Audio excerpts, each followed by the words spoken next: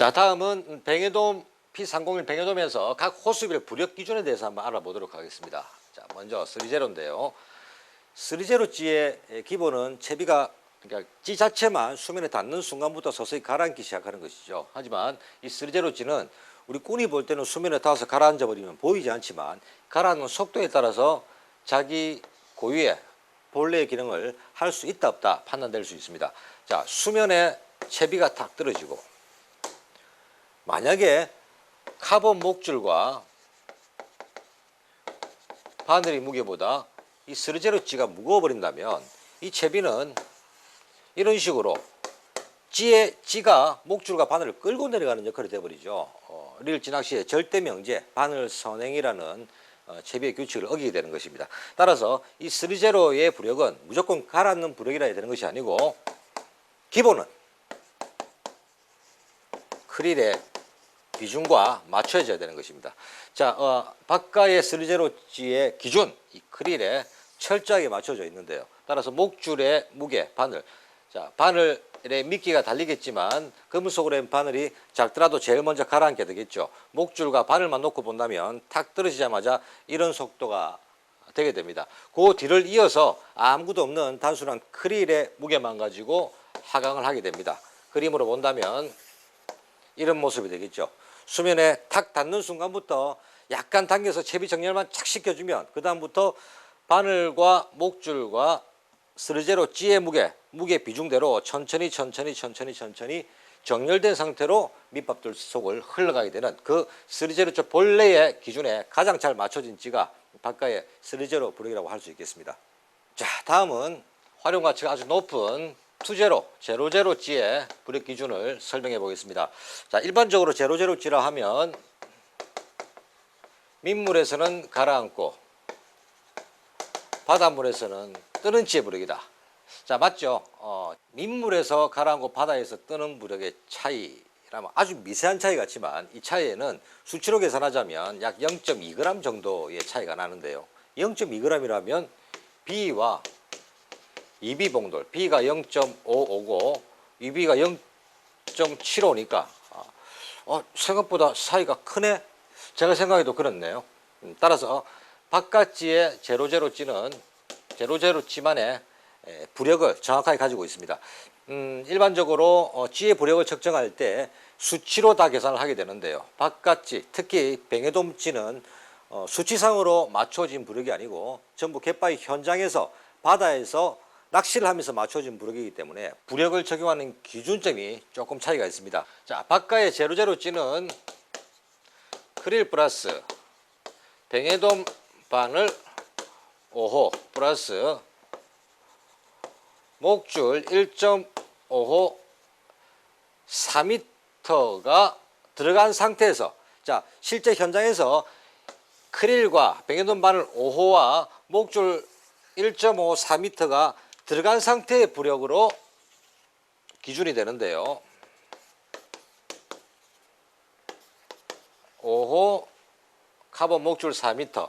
자, 채비가 수면에 닿고 서서히 미채비가 가라앉으면서 약 45도 정도부터 바늘과 목줄의 무게가 찌의 부하를 줄 정도의 상황이 될 때 채비 정렬을 마치는 상황부터 이 바카의 영영어찌는 수면 아래 싹 잠겨서 가라앉을랑 말랑 약간 수면 밑에 들어간 느낌을 유지하게 됩니다. 이때 만약에 바카의 뱅에돔찌는 뱅에돔이지만은 T 시스템이 적용이 되어 있는데요. 매듭이 살짝만이라도 닿는다면 그때부터 채비는 장기찌 채비로 전환한 채비가 되겠죠. 뱅에돔 바늘 5와 카본 1.5 목줄 4m의 무게만 가지고 이 채비는 서서히 가라앉는 채비가 될 수 있단 말입니다. 자, 여기서 크릴의 무게 여기 들어가 있죠. 물론 아주 작은 크릴은 현장 상황에 따라 차이가 날 수 있겠지만 채비를 어떻게 조절하고 운용하느냐에 따라서 크릴만 떨어지더라도 찌로서 잔잔한 날은 크릴이 떨어졌다 붙어있다를 확인할 수 있을 정도로 가장 예민한 상태를 유지하게 되는 것이 바로 제로제로찌의 바카만의 특징이라고 할 수 있겠습니다. 자, 다음은 P0 부력인데요. 자, 이 P0 부력은 제로제로찌와 비교해서 한번 설명을 해보겠습니다. 크릴 플러스 뱅에돔 바늘 5호 플러스 1.5 목줄 4m의 무게라고 말씀드렸죠. G와 제로 쿠션이나 엑스핀이 들어가 있을 겁니다.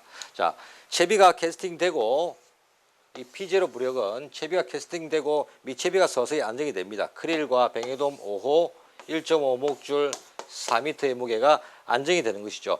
이 상황에서 아무것도 달지 않은 채비의 무게만 가지고는 이 P0G는 가라앉지 않습니다. 자, 이 상태에서 제로 쿠션 혹은 엑스핀 이 수중 아이템 바로 밑에 연결되는 이 부분 혹은 뭐 목줄 중앙쯤에도 상관없습니다만 여기에 G5번 몽돌 한 개만 물리게 되면 제로제로지랑 똑같아진다고 생각을 하시면 되겠습니다.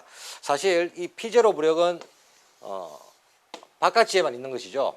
이 P0의 P는 제 이름의 이니셜을 따서 PARK 박의 이니셜을 따서 저만의 부력이라는 표시로 넣었는데요. 그동안 제가 낚시를 하면서 한국의 뱅에돔 낚시, 장길 낚시보다는 아주 예민한 상태로 찌를 보면서 그때그때 환경에 대처하기에 가장 좋은 부력이라고 생각을 해서 만드는 부력입니다. 자, 제로제로와 제로 사이에 들어가 있는 이 P0G, 이 P0G는 제로제로 찌를 보면서 낚시를 할 수 있는 아주 최극에 있는 예민한 상태에서 5번 봉돌 한 개로 조절할 수 있는, 다시 말해서 이 5번 봉돌 하나가 물린 상황이 되면 이 찌는 수면 아래 잠기는 상태가 될 것이고, 여기서 G5번이나 G6번 아주 극소의 봉돌 한 개만 더 물리더라도 이 찌는 서서히 채비 전개를 마치면 서서히 가라앉는 상태가 보신다면 맞겠습니다. 자, 다음은 일반적으로 가장 많이들 사용하시는 제로찌에 대한 부력인데요. 자, 바깥의 제로찌 크릴 플러스 뱅에돔 바늘 5호 플러스 목줄 4m, 이까지는 제로제로 P0하고 똑같죠. 여기서 G4번 봉돌 2개가 한 개라고 보시면 되겠습니다. 자, 다시 말해서 제로제로G는 크릴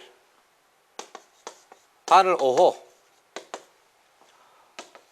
목줄 4m가 한 개였죠. 요거만 달고 뭐라도 어떤 봉돌에도 하나 들어가면 가라앉는 상이 됐죠. 자, 여기서 P0는 크릴 바늘 5호 목줄 4m 똑같은 상황에서 G5번 봉돌 한 개가 한 개쯤에 왔었습니다. 자, 그리고 제로가 들어가면서 크릴과 뱅에돔 바늘 5호 목줄 1.5 4m가 들어간 상황에서 G4번 봉돌 2개 혹은 G1번 봉돌 1개, G4번 봉돌 2개와 1번 봉돌 1개는 거의 무게가 같습니다. 상황에 따라서 채비 상황에 따라서 밑채비가 시작될 때 G4 봉돌 2개를 달 수도 있고, 이상 달 수도 있단 말은 요까지는 채비가 가라앉지는 않는단 말이겠죠. 혹은 2개 대신 밑채비가 시작되는 바로 지점에 G1 봉돌 1개를 물릴 경우 채비가 완전 제로, 수면 아래 멈춘 상태처럼 맞춰지는 것입니다. 자, 제로라고 하지만 G4 2개를 달 수 있는 혹은 G1 1개를 달 수 있는 잔존부력이 들어가 있기 때문에 일반적인 초중급의 낚시인들이 가장 활용하기 좋은 찌, 대부분의 꾼들이 뱅에돔 낚시를 처음 입문하고 제일 많이 쓰시는 찌죠. 또 금방금방 강한 바람 또 조류 상황 변화가 있을 때 밑채비의 무게도 줄 수 있고 채비를 교체하지 않고도 채비 운용을 아주 쉽게 할 수 있는 찌가 바로 제로찌의 특징이라고 할 수가 있겠습니다. 자, 다음은 G2에 대한 부력 기준입니다. 자, 제로제로 P0 제로와 보면서 설명을 하면 이해가 빠를 텐데요. 똑같이 크릴의 무게, 뱅에돔 바늘 5호의 무게, 그리고 1.5호 카본 목줄 4m의 무게까지 똑같습니다. 자, 여기서 이 G2는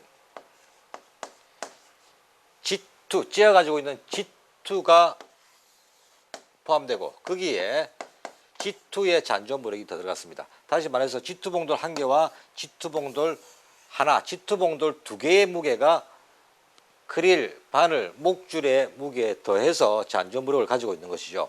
뭐 G2 봉돌 2개, 앞에서 설명드렸듯이 G2 봉돌 2개를 물리셔도 되고, 혹은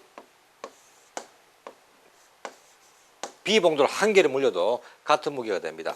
자, 채비가 구성되고 G와 수중 쿠션이 들어간 상태에서 G2와 G2를 물려도 완전 한계점에 오게 되고, 반대로 지금 미채비가 시작되는 바로 그 부분에 B 봉돌을 1개 물리더라도 이 G가 미채비가 안정된다고 해서 완전히 가라앉지는 않고 가라앉을랑 말랑하는 아주 잔존부력이 하나도 없는 상태가 되는 것이죠. 그게 바깥 G2의 부력이라고 할 수가 있겠습니다. 자, 다음은 B를 바로 연결해 보면 바깥 B지, 뱅에돈 B지의 부력은 크릴의 무게, 뱅에돈 바늘 5호의 무게, 1.5 목줄 4m의 무게에 똑같이 더해지고, 그 상태에서 B지이기 때문에 B가 가지고 있는 B봉돌 1개 플러스 잔존부력으로 G1 봉돌 1개가 들어갔다고 보시면 됩니다. 자, B지에는 B봉돌 1개와 G1 봉돌 1개 물릴 수 있는 잔존부력이 남아있다. 자, 여기서 B지라고 가정을 한다면 B봉돌 1개만 물리든지, 혹은 G1 봉돌을 하나씩 물렸을 때, 자, G1 봉돌을 2개 물린 상황이 되면 이 B지는 완전 수면에 닿아서 뭐라도 조그만 봉돌이라도 1개 들어가게 되면 G는 서서히 가라앉는 상황이 되는 것이죠.